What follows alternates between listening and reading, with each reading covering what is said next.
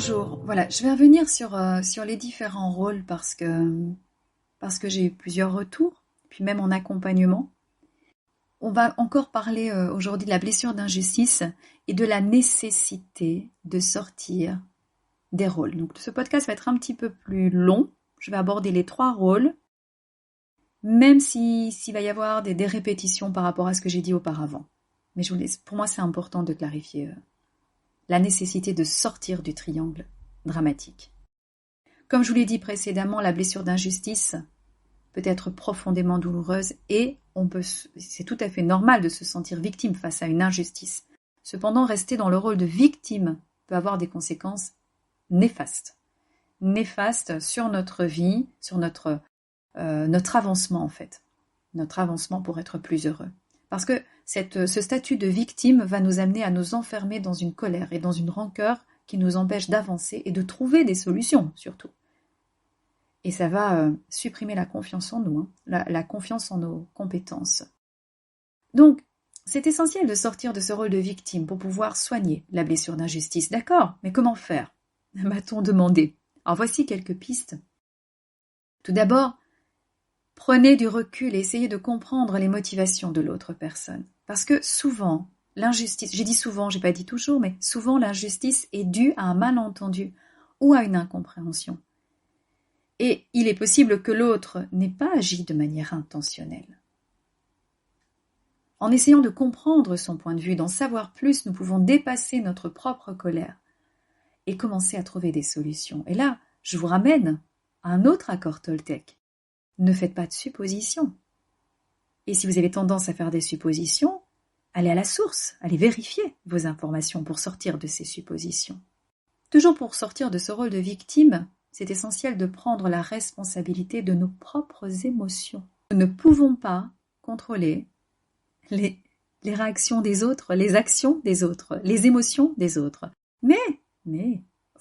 Plutôt, nous pouvons contrôler notre réaction face à ces actions. En prenant la responsabilité de nos propres émotions, nous allons éviter de nous laisser submerger, notamment par la colère, par la rancœur. Enfin, cherchons des solutions et passons à l'action. Sortir du rôle de victime, c'est agir. Au lieu de rester bloqué dans notre colère et dans notre ressentiment, cherchons des moyens concrets pour résoudre la situation, la problématique. Cela peut passer par la communication avec l'autre personne, la recherche d'un compromis ou la mise en place de limites claires. On peut encore parler de poser ces limites pour sortir du rôle de victime et pour éviter surtout que la situation ne se reproduise. Parfois, il faudra la présence non d'un sauveur, mais d'un médiateur pour établir en fait la communication. C'est possible de sortir du rôle de victime et de soigner ainsi la blessure d'injustice. Alors, maintenant, passons au rôle de sauveur. Comment sortir du rôle de sauveur ? Bon, d'abord, rappelons que lorsque l'on a cette blessure d'injustice, on est confronté à des situations où nous sommes témoins, où nous sommes victimes, où nous sommes témoins d'une injustice. Et il est facile de tomber dans le rôle de sauveur. Nous voulons sauver les autres de la même souffrance que nous avons ressentie. On les comprend, on a la même blessure. Et nous sommes parfois amenés à corriger les injustices du monde. Et nous voulons nous assurer que cela ne se reproduise plus jamais. Cependant, le rôle du sauveur est dangereux car il renforce la blessure d'injustice. S'il y a sauveur, il y a victime. S'il y a victime, il y a bourreau. En essayant de sauver les autres, nous perdons souvent de vue nos propres besoins et notre propre guérison.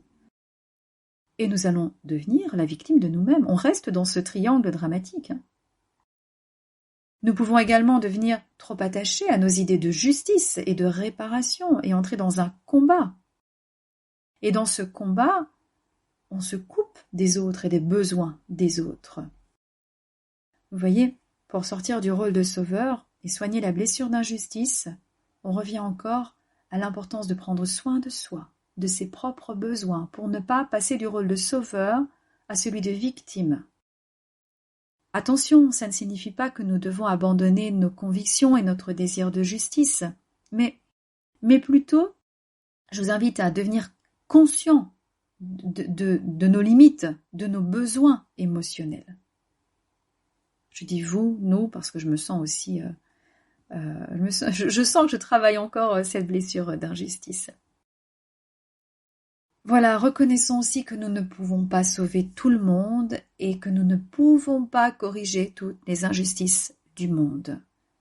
Nous pouvons simplement faire notre part plutôt, en vivant selon nos valeurs, en nous respectant d'abord nous-mêmes et en agissant situation par situation.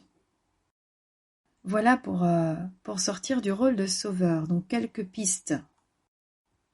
Et enfin, allons-nous parler de ce rôle de bourreau, mais bien sûr. Le rôle de bourreau est souvent une réponse à une blessure d'injustice subie dans le passé. Pour éviter de se retrouver à nouveau dans une situation où l'on se sent impuissant, on va se convaincre que la meilleure façon de se protéger est de devenir soi-même le bourreau. Donc, on se retrouve en fait dans une situation qui peut sembler paradoxale, on est à la fois victime et bourreau. Bourreau et victime de soi-même en tant que bourreau. Le bourreau peut chercher à se venger en infligeant la même douleur qu'il a lui-même ressentie. Il peut chercher à obtenir du pouvoir sur les autres pour éviter de se sentir à nouveau impuissant. Évidemment, ces mécanismes de défense ne font que renforcer la blessure d'injustice et vont maintenir le bourreau dans une souffrance, qu'elle soit consciente ou inconsciente. Pour sortir de ce rôle de bourreau, il est nécessaire de prendre conscience de la blessure d'injustice, de la douleur qu'elle génère, de la faire passer de l'inconscience à la conscience, et puis surtout de se libérer de la croyance, parce que c'est une croyance limitante, que la seule façon de se protéger est d'infliger la douleur aux autres. Il est important de développer des mécanismes de défense sains. Et encore, peut-on parler de défense? Est-ce qu'on n'est pas plutôt dans une ouverture, dans un échange, que dans une attitude de défense? Mais évidemment, on peut réagir aux injustices de la vie, mais sans blesser les autres pour autant. Alors oui, ça va inclure la recherche de solutions pacifiques, comme j'en ai parlé déjà auparavant. Ça va passer par l'écoute active, la communication non violente, la compassion envers les autres, ainsi que l'acceptation de ses propres faiblesses et même de sa vulnérabilité. Surtout pour le bourreau. Voilà, souvent c'est plus difficile de sortir du rôle de bourreau parce que la prise de conscience est moins évidente en fait. La prise de conscience de ce rôle et surtout la prise de conscience de la blessure d'injustice et qu'il y a un travail à faire pour se libérer justement de ce mécanisme de défense destructeur pour soi et pour les autres. Alors là oui, cela va demander peut-être un petit peu plus de temps. Mais bon, c'est possible. Voilà. Souriez et admettez aussi, admettons, je vais m'inclure aussi, admettons que, eh bien, il arrive toujours un moment dans la vie où on est le bourreau de quelqu'un et le bourreau de soi-même. Voilà, je pense que je vais m'arrêter ici pour les podcasts sur la blessure d'injustice. J'avais beaucoup de choses à partager. Je préfère des podcasts courts qui invitent à la réflexion et puis on va plus loin, sinon on nourrit le mental encore et encore. Et au final, j'ai l'impression que l'on ancre moins les informations. Voilà, bon ça c'est mon ressenti du moment. Merci de m'avoir écouté. Je vous dis à bientôt donc pour la prochaine blessure. Voilà, merci beaucoup. Au revoir.